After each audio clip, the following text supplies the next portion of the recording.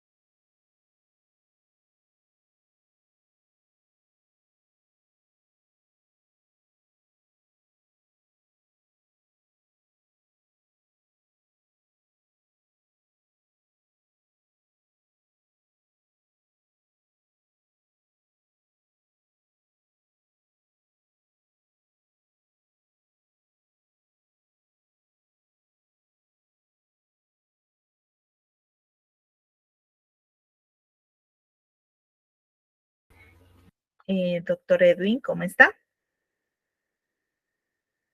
Ya podemos dar inicio a nuestra capacitación. Muchas gracias por estar aquí y bienvenidos.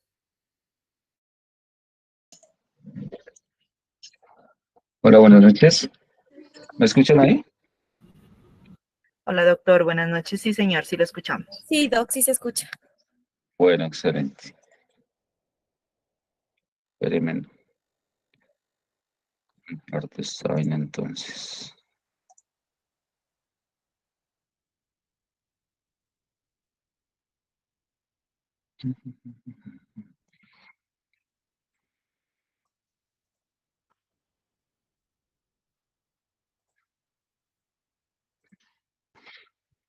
Bueno, ¿miran la presentación? Sí, Sí, doctor, Doc. sí se mira. ¿Sí se mira? O sea, no está en presentación que se les sabe dar en las diapositivas, pero, o sea, está normal, como cuando uno ingresa. Mierda, ¿qué pasaría? Espérame a ver. Es que usted está compartiendo, doctor, una ventana, ¿verdad? Sí, creo. A ver, Tiene que compartir toda la pantalla para que le deje presentar ahí donde dice presentación. ¿toda la pantalla? Sí, ajá, presentar toda, no seleccionar una sola ventana, sino toda la pantalla. Toda la pantalla. Compartir. Ahí. Eso, mi doc, ahí está bien, perfecto.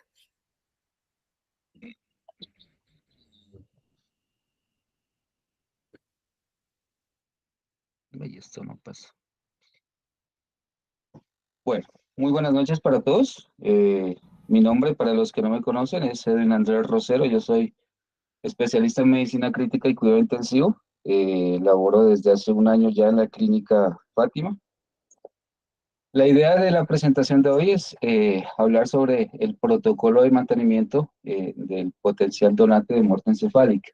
Sí, este protocolo lo realizó la doctora Paola Tulcán y la idea es socializarlo con la idea pues de dejar unos conceptos muy claros sobre el manejo de este tipo de pacientes, el diagnóstico que se debe hacer de manera oportuna y adecuada, ¿sí? Y lo que no debemos hacer, que es importante también tenerlo en cuenta, ¿no? Es importante recalcar que este protocolo es de estricto cumplimiento, teniendo en cuenta que hace parte de la resolución 3100, que como ustedes saben y como sabemos todos, ¿sí? Es de obligatorio cumplimiento, teniendo en cuenta pues que si no lo hacemos acarrea pues muchas inconvenientes, incluso sanciones administrativas que van desde el cierre de los servicios habilitados, como es el servicio de la UCI, como es el servicio de urgencias, y obviamente pues que las repercusiones pues son graves. Entonces la idea es aclarar conceptos, dejar estructurados los conceptos que debemos manejar nosotros como personal de salud en estos pacientes y poder pues aclarar algunas dudas que nunca dejan de aparecer. Esa es la agenda que les propongo que vamos a desarrollar el día de hoy. Vamos a hablar un poquito de la definición, un poquito de la historia para contextualizar todo ese proceso que ha llevado el cuento de la donación, que no es de ahora nomás. Los adjetivos que tiene el protocolo, el diagnóstico, cómo se hace el diagnóstico de muerte encefálica, los cambios fisiopatológicos que tienen estos pacientes, el mantenimiento, el tratamiento y algunos mensajes para llevar a casa a manera de conclusiones, que es muy importante que nosotros pues lo tengamos presente. Hablando de la definición, esta definición se acuñó en la década de los 90 por la Academia Americana de Neurología y define como la muerte encefálica a ese cese irreversible, que es muy importante, irreversible, en las funciones de todas las estructuras neurológicas intracraneales, tanto de los hemisferios cerebrales como del tronco encefálico. Y esto es muy importante, ya ha tenido mucha de, de, de controversia estas definiciones, porque teniendo en cuenta parte de la historia, antes de los años 50, se consideraba que la muerte estaba asociada al cese de la actividad cardíaca, ¿sí? Solo la actividad cardíaca. Entonces, antes se consideraba que un paciente estaba vivo o muerto dependiendo de la actividad cardíaca que tenía, ¿sí? Con el advenimiento de muchas tecnologías para mantener los pacientes con sobrevida en las unidades de cuidado intensivo, los ventiladores, los desfibriladores, las máquinas de anestesia, ¿sí?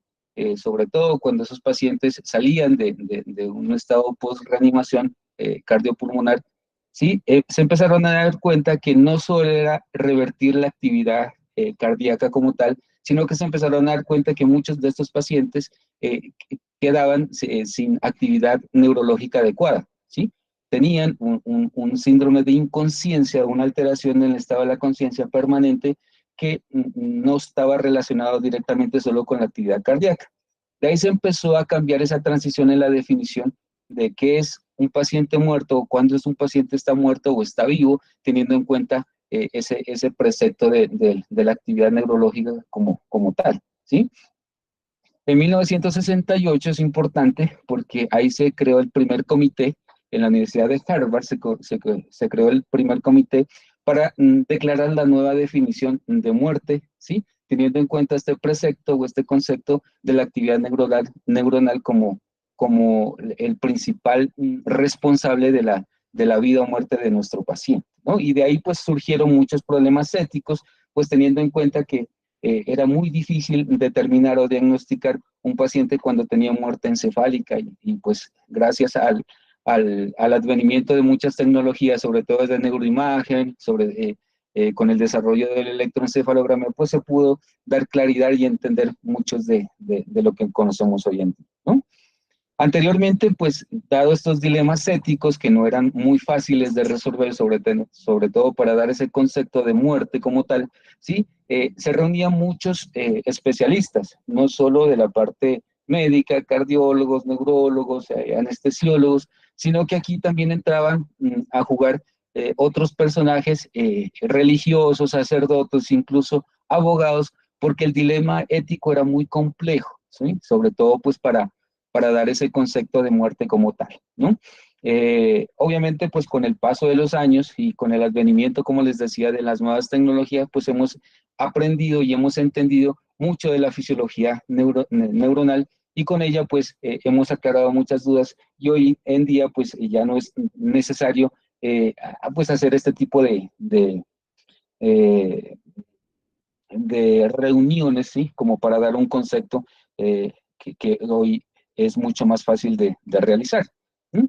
Porque es importante el mantenimiento del potencial donante, y esto es un concepto que es fundamental conocerlo, y es que debemos garantizar esa viabilidad de los órganos destinados para los posibles receptores, ¿sí? Con la idea de salvar vidas. Nosotros, al estar habilitados en un servicio de salud, debemos de garantizar y seguir las normas que nos reglamentan para cumplir con ellos y hacer parte de esta red, ¿sí? Que no es solo local, sino hay una red nacional que está encaminada, ¿sí? A recuperar esos órganos que potencialmente pueden servirles a muchas personas que lo necesitan y que están en lista de espera, teniendo en cuenta que muchas patologías catastróficas pueden beneficiarse de órganos de paciente cadavérico, ¿no? ¿Cómo lo hacemos? Pues garantizando una adecuada perfusión y una adecuada oxigenación de todos estos órganos, tratando de mantener una homeostasis lo más funcional posible para garantizar que esos órganos y todos esos tejidos que nosotros podemos rescatar en este tipo de pacientes, pues sean viables y puedan ser utilizados posteriormente, ¿no?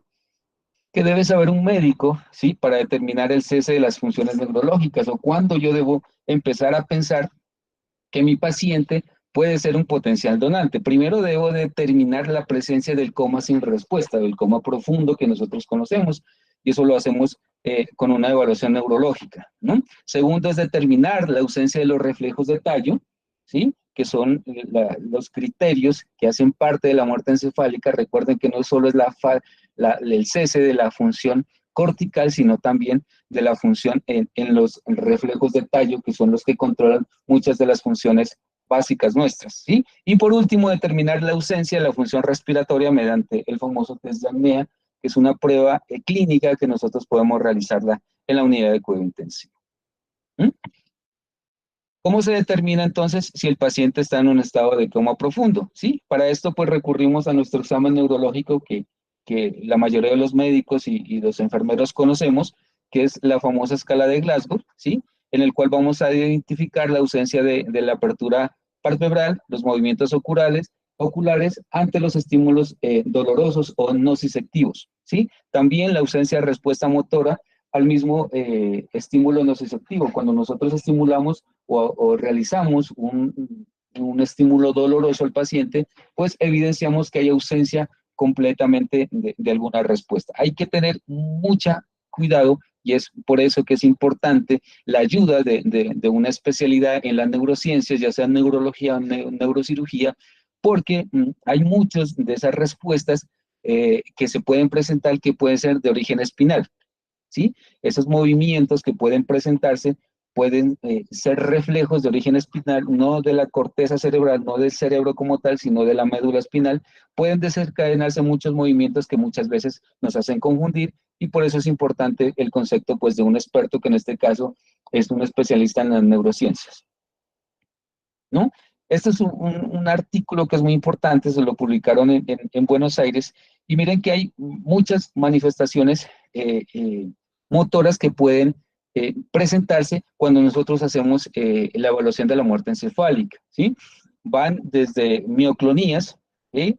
Movimientos en tono, en flexo-extensión que pueden tener nuestros pacientes, hasta un signo o un fenómeno que se llama el fenómeno de Lázaro, que es un estímulo muy marcado, en el cual incluso algunos pacientes al realizar el estímulo se pueden sentar, ¿sí?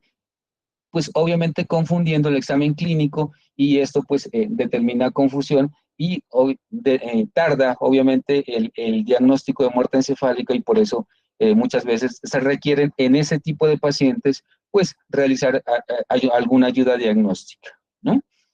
¿Cómo evaluamos nuestros reflejos de tallo? Recordemos que las estructuras anatómicas que controlan algunos reflejos, o como lo podemos ver, se encuentran a nivel del tallo encefálico, ¿sí? Este se compone por el mesencéfalo, el puente, y la parte distal de la médula, ¿no? Esta imagen es para recordarles, ¿sí? Que anatómicamente, cuando hay una hipertensión endocraniana irreversible, ¿sí? En una estructura anatómica que es rígida, como la tabla, el cráneo, ¿sí? Se empieza a producir unos tipos de hernias. La hinchazón es tan marcada que el cerebro trata de salirse por los espacios que puede salirse, ¿sí? Una de las lesiones que más frecuentemente se asocia a la hipertensión endocrinal severa, ¿sí? Es la hernia transtectorial uncal, que es esta de acá, ¿sí? Esto es un mesencéfalo, ¿sí? Visto en un corte coronal, ¿sí? Y aquí pasa parte de la parte periférica del tercer par craneal, que es el encargado de dar la inervación o dar la aferencia a los músculos iridoconstrictores, ¿sí? Entonces, cuando hay una hernia uncal, cuando se hernia esto, se empieza a comprimir parte de ese tercer par y obviamente identificamos el primer signo que nosotros evaluamos en un paciente neurológico, que es la midriasis o la ausencia de la miosis al estímulo luminoso, que es lo que nosotros empezamos a volar, ¿sí? Desde aquí nosotros empezamos a volar ese tipo de lesiones, ¿listo? Cuando nosotros evaluamos parte de los reflejos de tallo, pues evidenciamos esa ausencia del reflejo corneal también, que es este estímulo, ¿sí? Que nosotros hacemos en la córnea directamente. Aquí estimulamos dos nervios, el sensitivo dado por el trigémino y la parte aferente por el facial, ¿sí? Y al estimularlo, normalmente cuando el reflejo está presente, se produce una contracción del párpado, ¿sí? Al estar ausente, pues obviamente al estímulo lo podemos hacer con un hisopo, estimulamos la córnea y hay ausencia de la contracción, teniendo en cuenta pues que esa sería una ausencia de este reflejo de tallo, ¿no? A nivel mesencefálico. Si vamos más abajo, a nivel del puente, evaluamos dos reflejos que son fundamentales. Está el óculo vestibular. Nosotros aquí, es este de acá arriba, irrigamos con agua fría, ¿sí? El conducto auditivo externo, esperamos más o menos un minuto y debemos evidenciar movimientos oculares. Cuando se presentan los movimientos oculares, hablamos de que el reflejo está presente. Si está en ausente, pues obviamente hablamos de que el reflejo está perdido, ¿no? Y el test oculocefálico, el famoso test de ojos de muñeca, en el cual nosotros movilizamos la cabeza del paciente y miramos que la mirada, sí, tiende a permanecer fija hacia el observador, no se mueve completamente y ese hablaríamos también de un test o ausencia de un reflejo de tallo que es fundamental. ¿Mm? Si vamos más abajo, ¿sí? A nivel del bulbo, ¿sí? Encontramos dos reflejos que son fundamentales, está el reflujo faríngeo, ¿sí? Nosotros podemos evaluar cuando el paciente está intubado, ¿sí? Estimulamos o movemos el tubo endotraqueal y en pacientes que tienen el reflejo, pues se desencadena un reflejo nauseoso, ¿sí? O tusígeno, ¿sí? Dependiendo de lo que estimulemos. O introducimos la sonda de succión y estimulamos la carina para desencadenar el reflejo de la tos. Cuando están ausentes, pues obviamente hablamos de ausencia de reflejos de tallo, ¿no?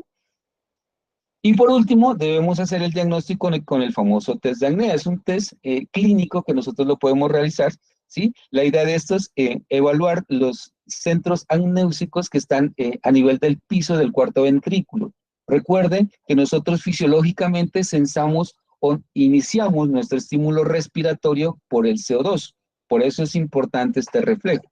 Si nosotros identificamos que hay una ausencia del impulso respiratorio dado por la apnea, pues hablamos de que está comprometido tal vez parte del tallo cerebral, ¿no? ¿Cómo se hace o qué se hace normalmente en este test de apnea? Primero hay que cumplir unos prerequisitos, debemos tener el paciente normotenso, normotérmico, euvolémico, ¿sí? Hay que garantizar normocapnia. Esto no aplica para los pacientes que son epocosos o que o son retenedores de CO2 crónico.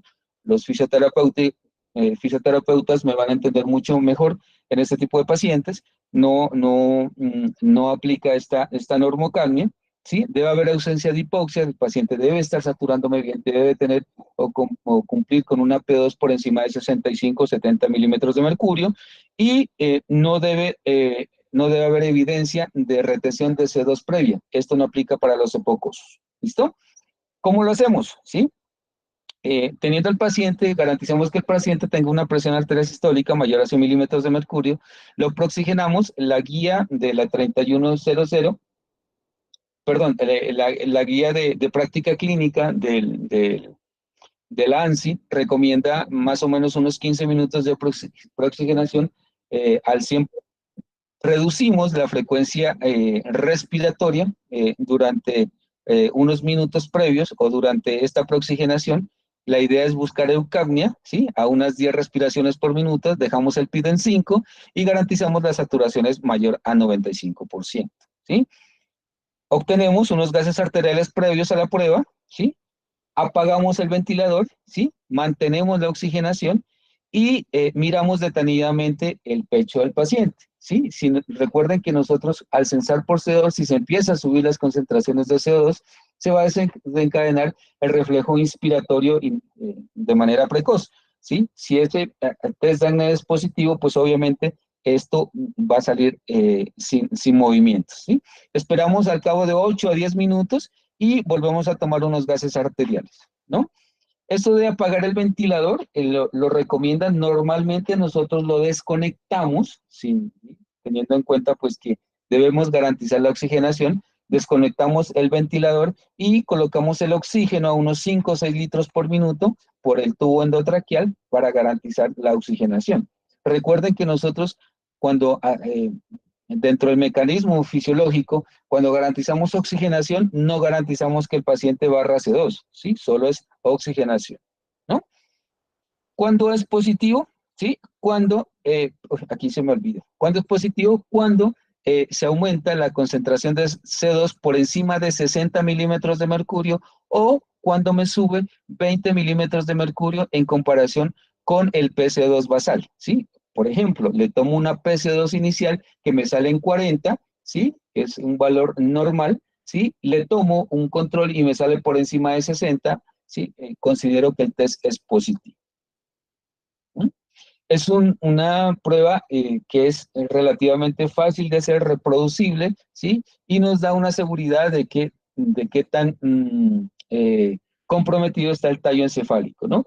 Cuando no se realiza, pues obviamente cuando hay algunas limitaciones y en pacientes hipocosos, pues es muy difícil determinar el CO2 basal del paciente, teniendo en cuenta pues los mecanismos compensatorios que pueden tener este tipo de pacientes, por eso en ese tipo de pacientes pues no la realizamos o no tiene la utilidad que lo puede tener en pacientes jóvenes. ¿Qué es lo que dice la legislatura colombiana? Salió este decreto, el 2493 del 2004, ¿sí? Y nos dice que nosotros podemos hacer el diagnóstico de muerte cerebral con las pruebas clínicas, ¿sí? El diagnóstico es meramente clínico, ¿sí? ¿Cómo lo hago el diagnóstico? Evidenciando todas esas pruebas que nosotros ya vimos, ¿listo? La ausencia de reflejos, todo eso, ¿no? Los subdivide en dos tipos de pacientes, en los mayores de 2 años y en los menores de 2 años. En los menores de 2 años, por los temas éticos y por pues, la delicadeza de un paciente para determinar si no está o está en muerte encefálica, pues requiere de otras ayudas que pues los perinatólogos y los pediatras pues conocen muy bien, ¿sí? Y en ellos sí necesitan de ayudas diagnósticas adicionales para hacer o para determinar la muerte encefálica como tal. En pacientes adultos o mayores de 2 años, solo con la prueba clínica puedes hacer el diagnóstico, ¿sí? No necesitas de ninguna ayuda adicional. Lo que sí debe tener el concepto es de 2 especialistas. Un especialista que esté en la unidad de cuidado intensivo, un intensivista, el internista, el cirujano que pueda evaluarlo clínicamente al paciente y debe tener el concepto de un especialista de una neurociencia, que en este caso es neurología o neurocirugía, ¿sí? Pues que puedan corroborar el diagnóstico clínico, ¿sí? La idea es que no tenga interdependencia, sobre todo, o no esté conectado este especialista pues con la red de trasplantes local, ¿no? Para evitar los problemas éticos y legales que usted pueda tener. Para estar seguro de que la muerte cerebral es irreversible, pues se debe primero determinar la causa clara del coma, ¿sí? Si yo tengo un paciente con un trauma craneoencefálico severo, ¿sí? Pues obviamente no tengo que dudar de la causa de lo que le llevó a la muerte encefálica. La idea es que tú tengas claro la causa de lo que lo llevó al paciente a la muerte encefálica.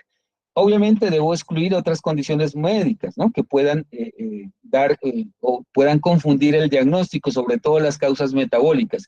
Y es importante, ¿sí?, que nosotros realicemos la evaluación una vez garanticemos que no haya ningún depresor del sistema nervioso central.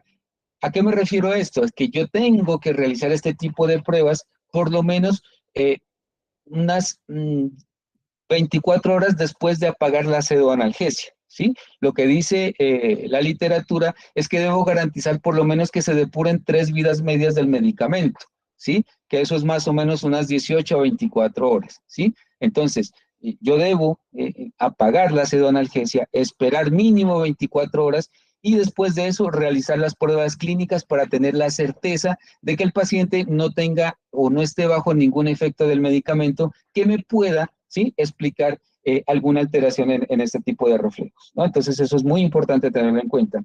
Lo otro de observar durante un tiempo para excluir la posibilidad de recuperación es importante, sobre todo cuando uno empieza a hacer el diagnóstico y el tiempo se puede cumplir con 24 horas de observación. O sea, me explico, ¿sí? Yo tengo ya la sospecha de que el paciente me hizo una hipertensión endocraniana severa por un trauma craneoencefálico, ¿sí? Veo que no tiene respuesta neurológica, yo le pregunto a la fisioterapeuta, cuando lo aspiras, ¿hace algo? Y ellas me dicen, no, no, doctor, no se defiende, no tose, no hace nada. Entonces uno ya empieza a sospechar.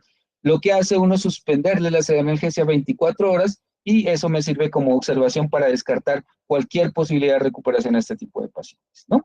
Obviamente que hay unas condiciones especiales, ¿sí? Y eso pues hay que evaluarlo claramente. Pues, si yo tengo un paciente en el cual yo no puedo evaluar completamente los reflejos, ¿sí? Pues necesito ayudarme de algunos estudios de extensión, ¿sí? O que yo no le puedo movilizar el cuello porque aparte del trauma craneoencefálico tiene un trauma cervical severo, pues si no le puedo evaluar completamente todos los reflejos de tallo, pues obviamente que me limita el diagnóstico y en esos casos, solo en esos casos, yo debería ayudarme de una ayuda diagnóstica. ¿Cuál es esa ayuda diagnóstica? La que me salga más rápido, la que yo tenga más rápido disponible en mi centro de atención, ¿sí? ¿Cuál es la idea de hacer el diagnóstico? ¿Sí? La idea de hacer el diagnóstico o la premura de hacerlo, ¿sí? Es porque una vez ocurrida la muerte encefálica, pues los eventos fisiopatológicos y la disfunción orgánica ocurre muy rápidamente. Entonces, la idea es que yo trate de garantizar, ¿sí?, si el paciente tenía un deseo de donar previamente, ¿sí?, o si la familia ya desea, pues la idea es aprovechar eso para realizar rápidamente la extracción y la recuperación de los órganos para que no se me dañen. Entonces, entre más rápido utilice la ayuda diagnóstica o hacer el diagnóstico, pues va a ser mejor. En nuestra clínica podemos hacer un angiotac cerebral para identificar si perfunde o no perfunde, ¿sí? Recuerden que cuando una hipertensión endocraniana severa que lleva una herniación de ese tipo y me daña todo los reflejos de tallo, pues obviamente la perfusión a nivel de la corteza va a ser casi nula o nula, ¿sí? O puedo ayudarme de un Doppler transcraneal, ¿sí? O si lo tengo disponible, puedo hacerle un electroencefalograma que también me puede ayudar al diagnóstico, ¿no? Entonces, la idea es, como le digo, la premura de hacer el diagnóstico, ¿no? ¿Cuáles son los cambios fisiológicos de la muerte encefálica? ¿Sí? Hay varios compromisos. Los más importantes y relevantes que uno debe vigilar es la parte cardiovascular. Hay una liberación de catecolaminas, hay un pico simpático y estos pacientes pueden debutar con crisis hipertensivas. Esas crisis hipertensivas me pueden dar disfunción ventricular izquierda, me pueden llevar a un edema pulmonar, ¿sí? Y obviamente pues a todas las implicaciones que representa esa crisis hipertensiva. Además, recuerden que no solo se infarta o se compromete el tallo, la parte del tallo cerebral, sino las primeras porciones de la médula espinal. En esas zonas están los centros o los controles del sistema nervioso autónomo entre el simpático y el parasimpático, y las disautonomías en este tipo de pacientes son muy frecuentes, ¿no? Incluso pueden cursar con hipotermias por el trastorno del centro termorregulador y obviamente que eso pues me puede llevar a complicaciones. Recuerden que la idea es tener lo más fisiológicamente posible o mantener la homeostasis lo que mejor pueda en este tipo de pacientes, ¿no? La disfunción hipofisiaria, que ocurre muy frecuentemente, y uno la evidencia con los trastornos del sodio, que ya los vamos a ver más adelante, que es muy importante hacer el diagnóstico precoz, ¿sí? Me puede también dar una liberación, una alteración a nivel de la tiroides, pero las manifestaciones y el compromiso pues no están tan rápido, ¿no? La falla del eje hipotálamo pituitario, la diabetes insípida, que tal vez es el compromiso más frecuente, incluso hasta el 87% de los pacientes con muerte encefálica me pueden desarrollar este tipo de alteración, ¿sí? Que se define como diuresis superiores a 250 mililitros por hora durante más de 2 horas, ¿sí? Ojo con eso. Yo, si miro que mi paciente empieza a orinar demasiado, ¿sí? Que está con un débito urinario muy alto y eso está por más de 2 horas y empieza a orinar más de 250 ml por hora, lo puedo clasificar como una diabetes insípida y debo iniciar el tratamiento de manera precoz con la idea de mantener esos riñones, porque si no los cuidamos, los riñones se pueden dañar, ¿no? También hay a nivel hematológico liberación del factor tisular, predispone a coagulopatías, la hipotermia dada por esa termorregulación alterada que puede ocurrir, ¿no? ¿Cuáles son el manejo que yo debo de realizar en este tipo de pacientes? Pues obviamente si conozco todos los desencadenantes, ¿sí? Que me pueden llevar a la alteración, ¿sí? De todo esto que ya hablamos, pues la idea es tratar de identificarlas y corregirlas oportunamente, ¿sí? La idea es garantizar una adecuada monitorización. Por lo general, estos pacientes ya están en una unidad de cuidado intensivo. Cuando yo hago el diagnóstico, la idea es que suban a la unidad de cuidado intensivo si están en el servicio de urgencias y hacer el diagnóstico y obviamente la monitorización adecuada y el mantenimiento, que es lo más importante, ¿no? ¿Qué es lo que debo garantizar? Metas de perfusión. Yo debo garantizar presiones arteriales medias por encima de 65, debo garantizar que el paciente siga orinando, y no solo debo de cuidar eso, también debo garantizar las metas del paciente neurocrítico, que son las que resumimos aquí. Glucosas por encima de 80, hemoglobina por encima de 7, en pacientes no con antecedentes de eh, cardiopatía isquémica o falla cardíaca. Si tiene este tipo de antecedentes, debo garantizar hemoglobinas por encima de 9, saturaciones por encima de 94, el sodio por encima de 135, por debajo de 150, evitar las hipotermias y las hipertermias, ¿sí?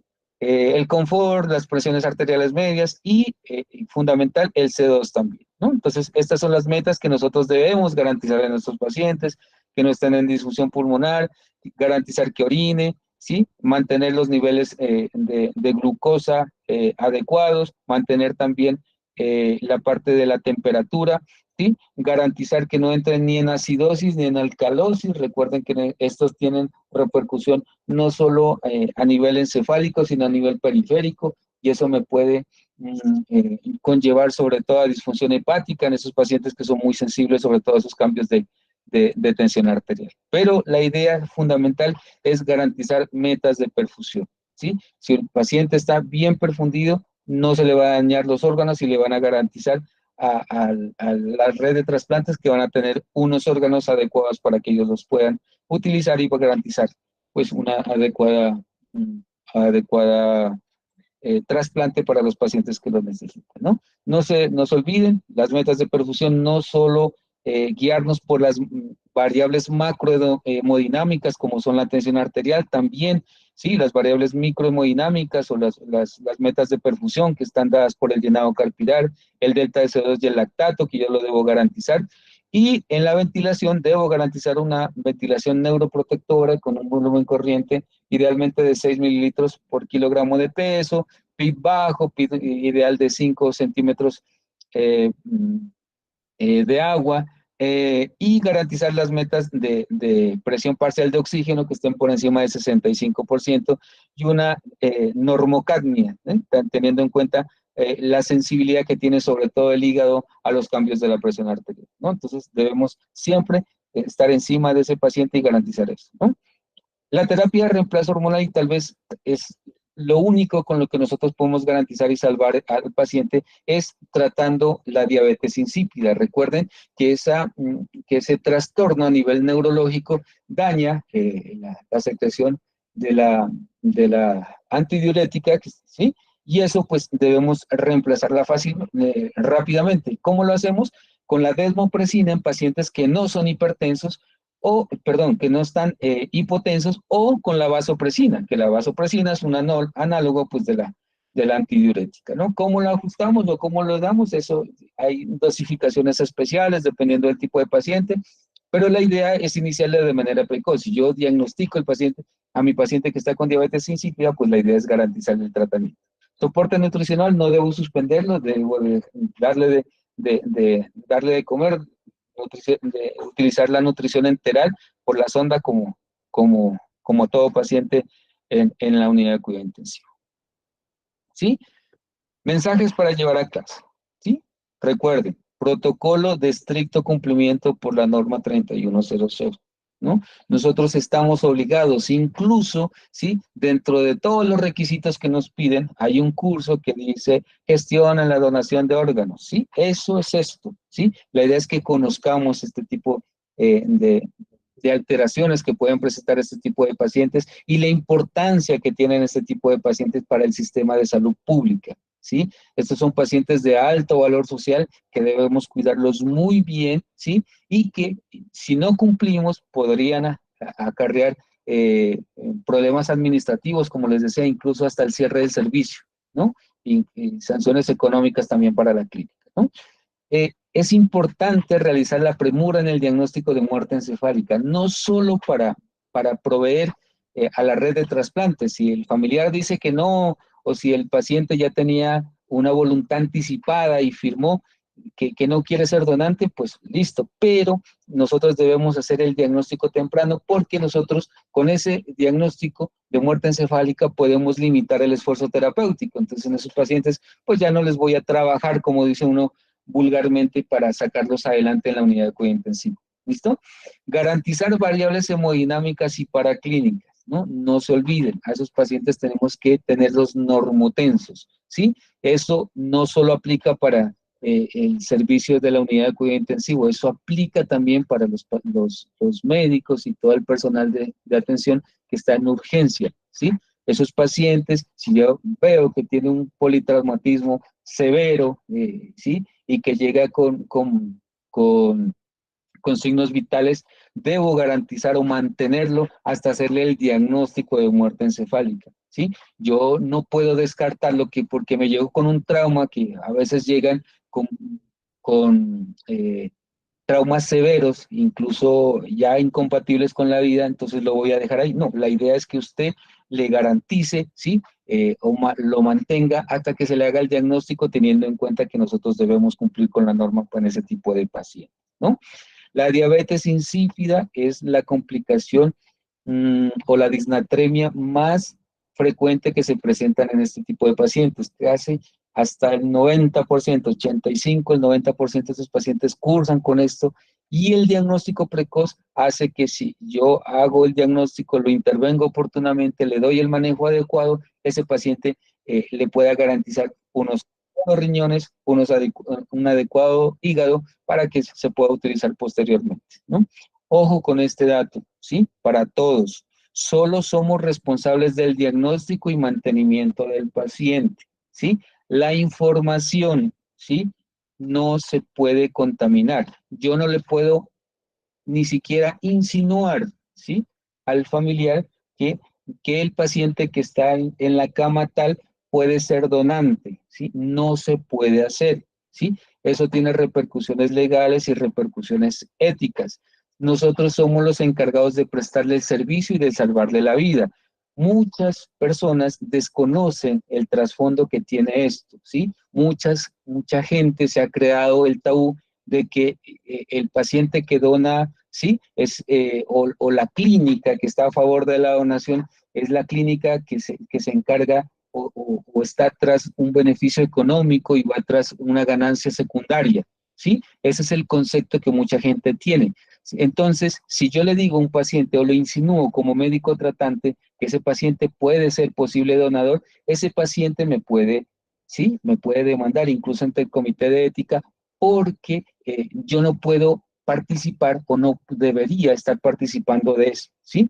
Para eso existe el comité de trasplantes o la red de trasplantes, que en este caso la maneja la Fundación Hospital San Pedro. Ellos tienen un grupo interdisciplinario, ¿sí? Que abordan, ¿sí? Cuando nosotros hacemos el diagnóstico, abordan integralmente a este grupo familiar, ¿sí?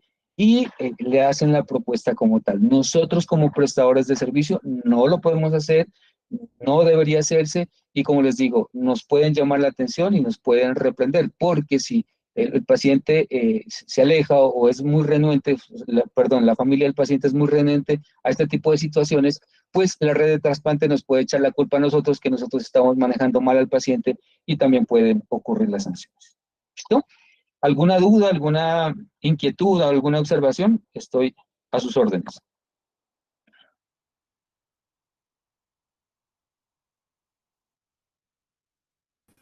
Bueno, buenas noches. Si alguien tiene alguna pregunta, estamos pendientes de que levanten la manito para realizar un aporte, una pregunta, algún comentario.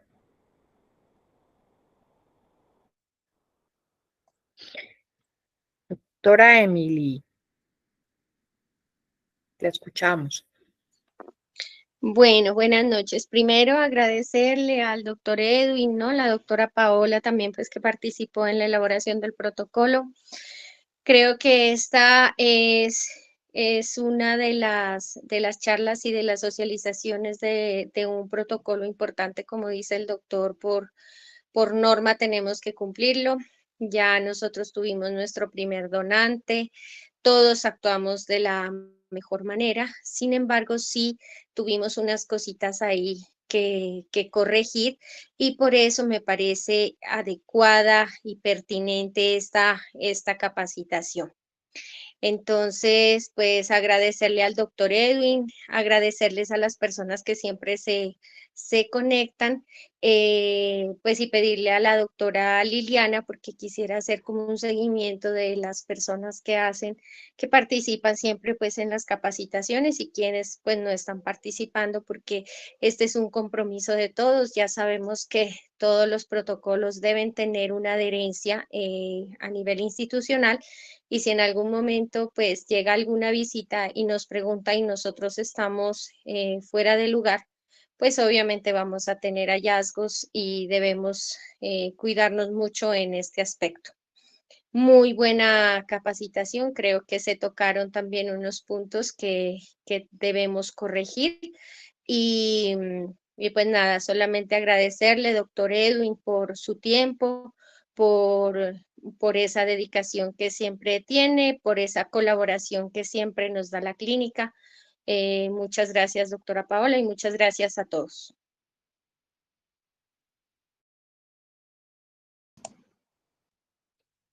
Muchísimas gracias entonces, doctor Edwin, lo escuchamos, si quiere finalizar.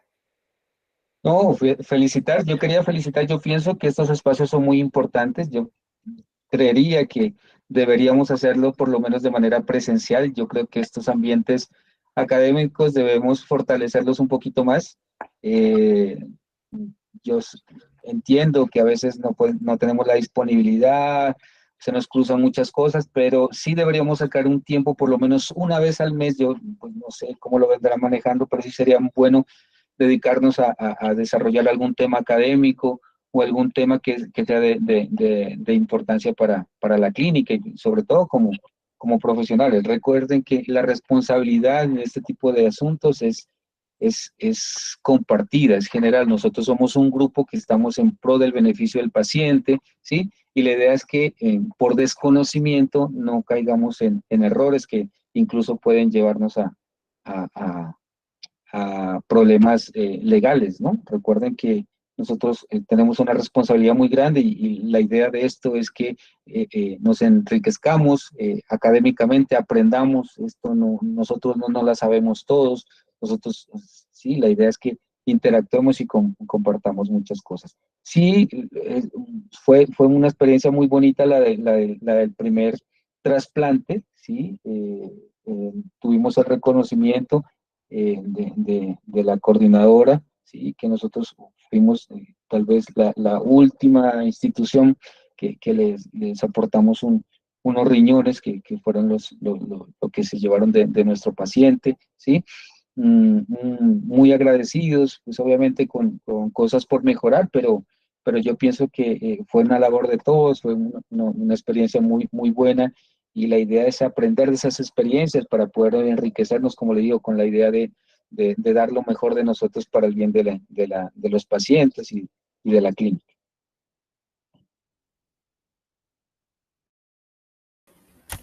Bueno, entonces damos por finalizada la sesión del día de hoy. Gracias a todos los que asistieron por su puntualidad, por este tiempo. Gracias al doctor Edwin, a la doctora Paola y gracias a todos por su asistencia. Que tengan una excelente noche. Que estén bien. Lo mismo, hasta luego. Por favor, no olviden registrarse en el link de asistencia que ya está en el chat.